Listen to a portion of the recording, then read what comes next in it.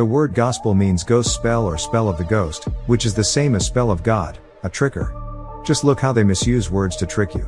Sugar sugar, Philip Philip, dumb dumb, and this goes on and on.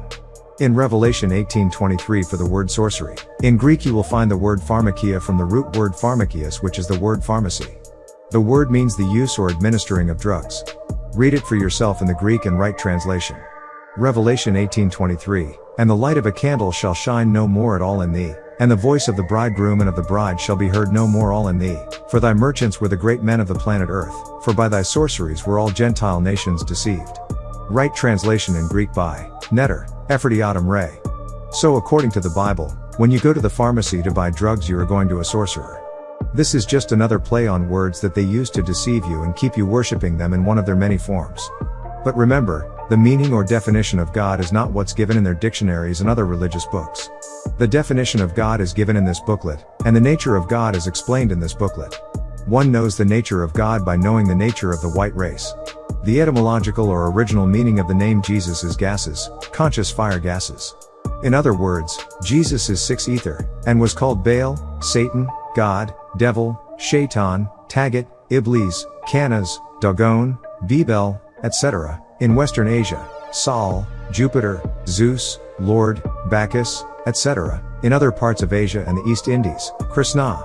Jesus, a force of Leviathan, in its moon, that is, ghost manifestation, is called Theos or Theris. Anubis as Hermes, Tahuti, Sin, Shiva, Nana, Dina, Queen, God, Christ, Allah, Messiah, Al-Masih, Ha-Mashiach, etc. The spirit forces called Jesus are male and female, but the female forces are the dominant as Mary or Mercy.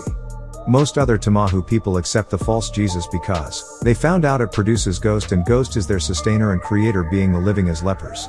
The birth of myth and mythology, which gave birth to theories and theology, the removal of facts and reality, the fakers.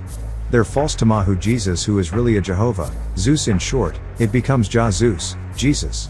He gave the other Tamahu people a chance to get back at the black Israelites for refusing to share riches and true spiritual and universal knowledge with them. Their Jesus, their spirit six ether, is not a friend of black people. This is why in Africa, today, above the Sahara Desert is mostly in the hands and control of mixed people other than pure Nubians blacks. The name you called Jesus was the savior of their race, and because you saw him as someone God had sent as the scapegoat god Pan Capricorn, by whose sacrifice would keep white people in ruling power by turning justice from the guilty until the end of the moon cycle, 9999 AD, his power of Tamahu magic ended. Now it is our time. The image of the Greek god Zeus as well as the modern Saint Germain is the image of the beast. Imagination is the key, because if they portray these people in the image of Jesus, and this is not the real Jesus of 2000 years ago. According to Revelation 1:14-15 and Daniel 7:9, the Jesus of 2000 years ago was black. Yet they have you thinking this false image is the real Messiah, and your Savior to come, when it actually is the image of the beast. According to Revelation 1:14-15, Jesus had hair like lamb's wool. They intentionally promoted a Jesus the Son of God with straight hair and blue eyes to reinforce the hypnotic spell of Ammon, Leviathan. The wise neither judge a scriptural book by its cover nor by the writing that is found in it, because both can be very deceiving. The Bible and the Quran are examples. There is just enough truth in the Bible and the Quran to cause people to believe the deceptive false and slave teachings in them. These scriptures helped enforce the white magic. The way the wise judge scriptural books or religion is by what the leaders and adherents, believers, of that book or religion do, not what they say or what the book states, because as it is said, actions speak louder than words, and you know the tree by the fruit it bears. In other words, one knows what the spirit forces of a book or religion represent by knowing what the leaders and adherents of that religion do. So, if spiritual books and religions are judged by the actions of its adherents rather than by words, this tells you that the spirit forces of their books and religions are dragon and monster forces speaking beautiful words from hot mountains and bushes in flames of fire, and making melodious music, and at the same time murdering people and taking their lands, oppressing, suppressing, stealing, lying, and ravishing the earth. So all this means that Negroes, who call yourselves Muslims or Christians, know not what you are worshipping. You call it an unseen God, a ghost, spirit, fire, etc. Yet, what you worship are spirit monsters of the necropolis like Frankenstein, Dracula, the zombie, the mummy, the werewolf, etc. The white people live by white magic and black people should live by black magic, but they don't. With the help of Pa, Kakasu, Caucasoids and Leviathan, the God or Bible and Quran, Negaru Negroids are hypnotized with a form of amnesia and can't remember how you built the pyramids, or how to read your own Safafat hieroglyphics. Know yourself Afef-Re-A Kao Africans, know yourself Negaru Negroids. Because it is futile trying to free hypnotized people without the black magic formula that will reverse this hypnotic spell which is keeping our Sheikasu people in mental and physical captivity to others' religions and beliefs, and the black magic or Kumtat of Kamanyu Ogdodes, Nun Tat and Nun, Hatat and Ha, Kuk Tat and Kuk, Amun Tat and Amun.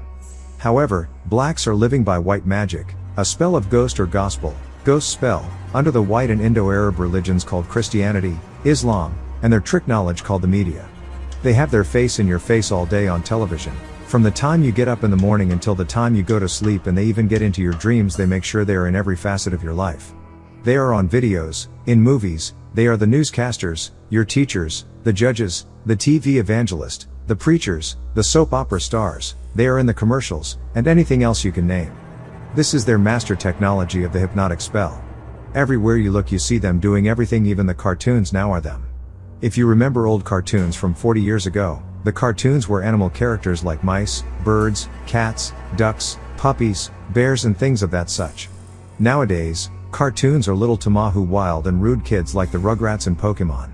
They are the superheroes, the daredevils that never die, or even the man who could walk on water.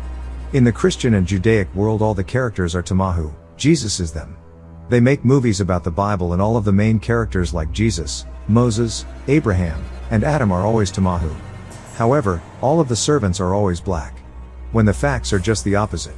Even movies that they make about the Tama-Re Egyptians, who have been proven to be black by their white greatest philosophers. They make the characters white and the servants black. In actuality, it was vice versa. Today, Caucasians are regressing back to their true natural state. The Caucasians are getting radical and frantic, switching from one thing to another. He went from the usual tennis, baseball, and swimming to bungee jumping, barefoot skiing, and now they have this new game where they tie a rope around their neck and jump off of cliffs just to get a high. All of the civilization taught to them by Abraham and Moses is going fast. As the sun gets closer to the planet they become less emotional, therefore Caucasus create these absurd new games, anything to raise his adrenaline and stimulate his emotions. That's why a Canaanite can guzzle down much more alcoholic beverages or beer, an alcoholic beverage that is fermented in different molds, maggots and bacteria, than Nubian.